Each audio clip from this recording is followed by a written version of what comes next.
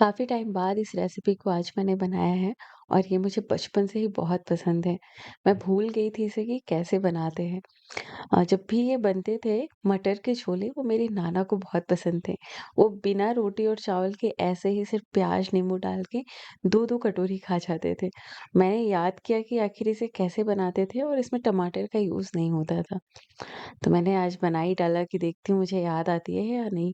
तो रात में ही 1 कप मैंने मटर को भिगो दिया था और काबुली चने के छोले तो अक्सर बनते रहते हैं ना, ये मटर के छोले भी जो अक्सर हम चाट बनाने में इस्तेमाल करते हैं, इसके छोले बहुत बढ़िया लगते हैं। इन्हें जितनी ज़्यादा देर सोक करेंगे, छोले उतने ही बढ़िया बन के तैयार होंगे। तो रात भर तो इसे ज़रूर सोक करिए या फिर टाइम कम है तो भी 4 से 5 घंटे तो आपको ज़रूर देने होंगे। नहीं तो फिर उबालने में ज़्यादा टाइम लगाना होगा और ये बिल्कुल भी फीके ना पड़े इसके लिए मैंने डाला इसमें थोड़ा-सा हल्दी, थोड़ा-सा नमक, थोड़ी-सी ही लाल मिर्च डाला है और एक दालचीनी का टुकड़ा डालेंगे, थोड़ा हींग डाल देंगे और 5 से 6 विसल आने तक इसे अच्छे से उबाल लेंगे। अगर आप ज़्यादा देर इसे सोक नहीं करेंगे तो ज़्यादा देर आपको उबालने में टाइम लग जाएगा। तो यहाँ पे देखिए बेकिंग सोडा का मैंने बिल्कुल भी इस्तेमाल नहीं किया है क्योंकि जो छोले हैं ना वो बढ़िया तरीके से मटर हमारे फूल गए थे और ये अच्छे से उबल गए हैं। अब हम बनाएँगे ग्रेवी। तो यहाँ पे मैंने 2 मीडियम साइज़ का प्याज़ लिया है और लंबे स्लाइसेस में कट कर लिया है और अब हम थोड़े-से मसाले ले लेंगे। तो यहाँ पे अदरक, लहसुन ले लीजिए, थोड़ा-सा लहसुन की क्वांटिटी बढ़ा लीजिए और जैसे ही काली मिर्च, थोड़ा-सा जीरा, थोड़ा-सा धनिया, थोड़ा-सा सूखी लाल मिर्च और यहाँ पे 1 बड़ी इलायची और 2 लौंग ले लेंगे। इन सब को हम एक पेस्ट बनाएँगे। यही मसाले हैं जो इस छोले को बहुत ख़ास बनाते हैं। यहाँ पे ना बिल्कुल भी टमाटर का हम इस्तेमाल नहीं करते, थोड़ा-सा पानी डालेंगे और एक बढ़िया-सा स्मूथ पेस्ट बना लेंगे। अब एक कढ़ाई में मैं डाल रही हूँ डेढ़ बड़ा चम्मच तेल और तड़के की चीज़ें डाल देंगे, बड़ी इलायची, छोटी इलायची, लौंग, दालचीनी और एक डाल दीजिएगा आप इसमें चक्रफूल, तेजपत्ता, हींग ज़रूर डालिएगा। आधा चम्मच जीरा डालेंगे, बहुत सारा सामान हो जाता है तो बोलने में भी थोड़ी दिक्कत आने लगती है। और जैसे ही तड़का हमारा पक जाएगा, तो यहाँ पे 2 मीडियम साइज़ का जो प्याज़ रखा था, उन्हें हम भून लेंगे। अच्छी तरीके से लो टू मीडियम फ्लेम पे गोल्डन ब्राउन होने तक हमें भूनना है।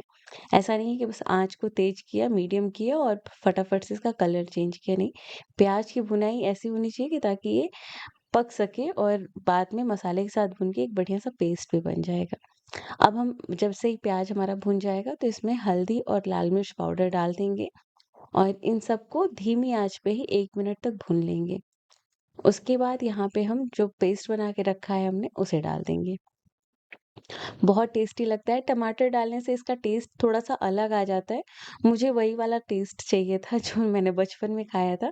तो अगर आपको पसंद है तो मतलब इस स्टेज पे थोड़ा-सा आप टमाटर डाल सकते हैं।